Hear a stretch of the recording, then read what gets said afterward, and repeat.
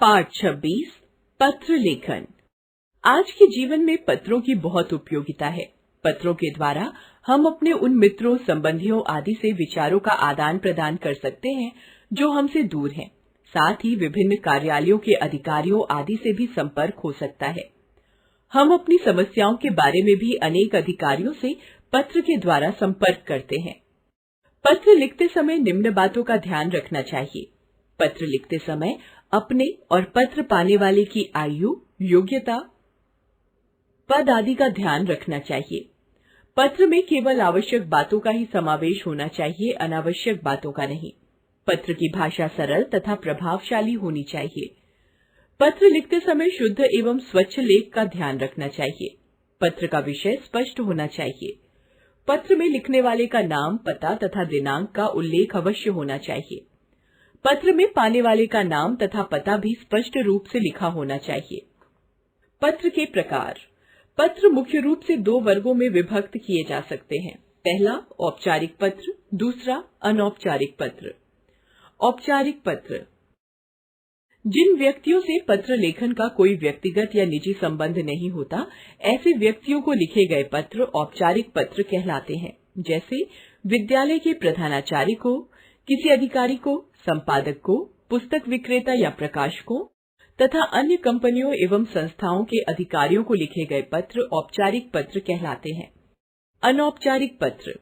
अनौपचारिक पत्रों के अंतर्गत ऐसे पत्र आते हैं जो अपने परिचितों, मित्रों, संबंधियों आदि को लिखे जाते हैं। जैसे माता पिता, भाई बहन, चाचा चाची, मामा मामी, मित्र सखी आदि को लिखे गए पत्र।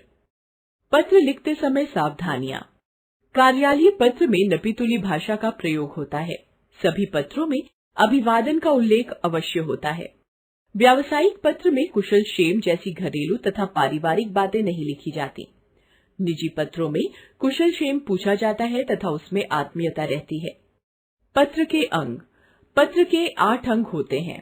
स्थान तथा तिथि, संबोधन, अभिवादन, विषय वस्तु, समाप्ति, समाप्ति के अंत में हस्ताक्षर, हस्ताक्षर से पूर्व की शब्दावली, पता। पत्र लिखने में संबोधन, अभिवादन तथा समाप्ति। अपने से बड़ों के लिए संबोधन पूज्य, पूजनीय, आदरणीय, मान्यवर, श्रीमान आदि। अभिवादन सादर प्रणाम, चरण स्पर्श, सादर चरण स्पर्श आदि। समाप्ति आपका आज्ञाकारी, आपकी आज्ञाकारिणी, आपका अनुज, आपकी अनुजा, कृपाकांक्षी आदि। अपने से छोटे के लिए संबोधन प्रिय, नाम, चिरंजीव, प्रिय, नाम, आयुष्मान, नाम, आयुष्मती, नाम, चिरंजीव आदि। अभिवादन प्रसन्न रहो, शुभाशीष, शुभाशीर्वाद, सुखी रहो आदि। समाप्ति तुम्हारा हितैषी, तुम्हारा शुभचिंतक, तुम्हारा अग्रज या पिता आदि। बराबर वालों के लिए संबोधन प्रिय बंधु, बंधुवर, प्रिय, नाम, मित्रवर, प्रिय मित्र आदि। अभिवादन सप्रेम नमस्ते, सप्रेम नमस्कार, नमस्ते, नमस्कार आदि। समाप्ति तुम्हारा परम मित्र, तुम्हारी सखी, तुम्हारा अभिन्न मित्र आदि। आवेदन या प्रार्थना पत्र के लिए संबोधन श्रीमान प्रधानाचार्य, संबद्ध अधिकारी आदि। अभिवादन मान्यवर, महोदय, मान्य महोदय आदि। समाप्ति प्रार्थी, विनीत आपका आज्ञाकारी शिष्य, आपकी आज्ञाकारिणी शिष्या आदि। व्यावसायिक पत्र के लिए संबोधन श्रीयुत व्यवस्थापक महोदय, प्रकाशक, फर्म आदि का नाम। अभिवादन महोदय आदि। समाप्ति भवदीय आदि। शिकायत संबंधी या संपादक को पत्र या किसी अधिकारी को लिखे गए पत्र। संबोधन श्रीयुत संपादक महोदय, समाचार पत्र का नाम, श्रीयुत अधिकारी का पद। अभिवादन महोदय, मान्यवर, मान्य, महोदया आदि। समाप्ति भवदीय आदि। औपचारिक पत्र के उदाहरण। अपने प्रधानाचार्य को आवेदन पत्र लिखिए जिसमें पुस्तकालय के लिए हिंदी की नई पुस्तकें और बाल पत्रिकाओं को मंगाने की प्रार्थना की गई हो। प्रधानाचार्य महोदय, प्रिंस पब्लिक स्कूल, शालीमार बाग, दिल्ली 88। दिनांक महोदय, मैं आपके विद्यालय में कक्षा 7वीं का छात्र हूँ। मैं हमेशा अपनी पाठ्य पुस्तकों का अध्ययन करने के अतिरिक्त पुस्तकालय में जाकर अन्य पुस्तकें पढ़कर अपनी ज्ञान वृद्धि करता हूँ। इसलिए मैं पुस्तकालय की स्थिति के बारे में कुछ कहना चाहता हूँ। हमारे विद्यालय के पुस्तकालय में पिछले वर्ष से लेकर आज तक कोई हिंदी की नई पुस्तक और कोई भी बाल पत्रिका नहीं आई। कृपया हिंदी साहित्य में कुछ नई पुस्तकें एवं बाल पत्रिकाओं की व्यवस्था करें। हिंदी हमारी राष्ट्रभाषा है, इसका महत्व बढ़ाना तो शान है, मान है देश का, और राष्ट्रभाषा रूपी माँ की स्तुति अपनी माँ की स्तुति करने के समान है।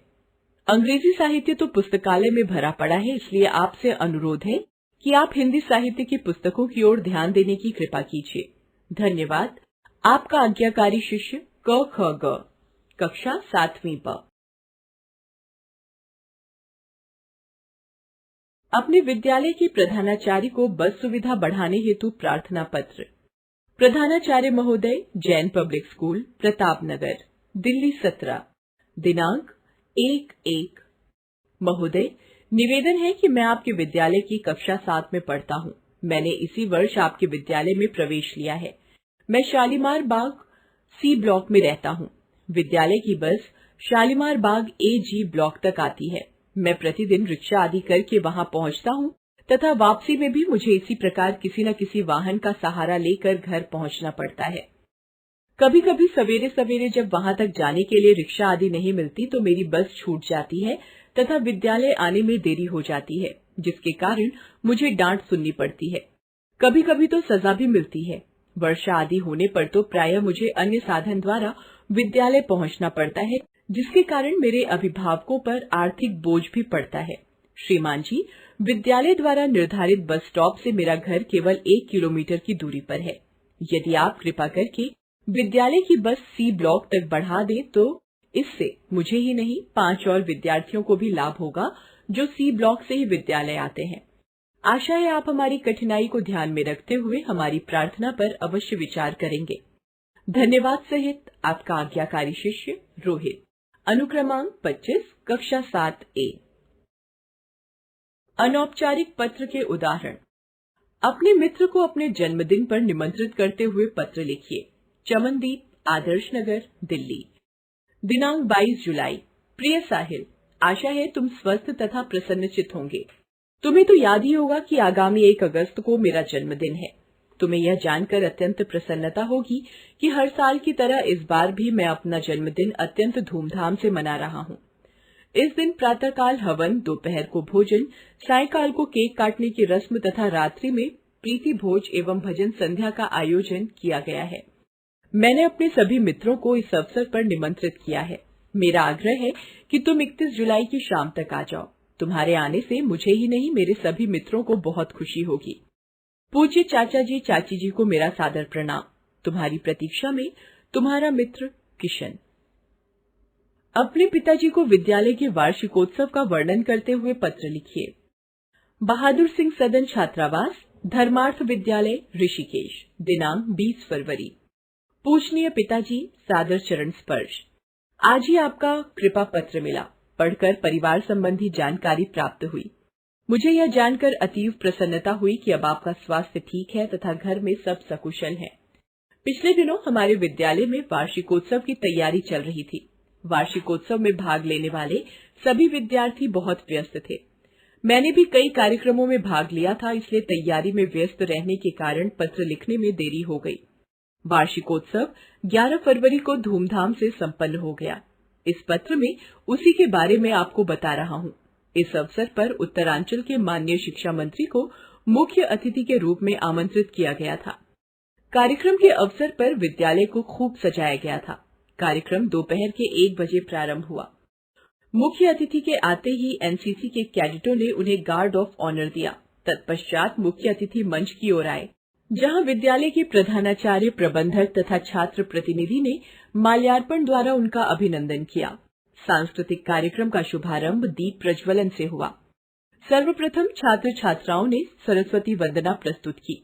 उसके बाद अनेक कार्यक्रम प्रस्तुत किए गए, जिनमें प्राथमिक कक्षाओं के विद्यार्थियों द्वारा प्रस्तुत जंगल में मंगल नृत्य नाटिका, माध्यमिक कक्षाओं के छात्र छात्राओं द्वारा प्रस्तुत सीमा रेखा एकांकी तथा उच्चतर माध्यमिक कक्षाओं के विद्यार्थियों द्वारा प्रस्तुत नाटक बिशप्स कैंडलस्टिक्स विशेष आकर्षण के केंद्र रहे।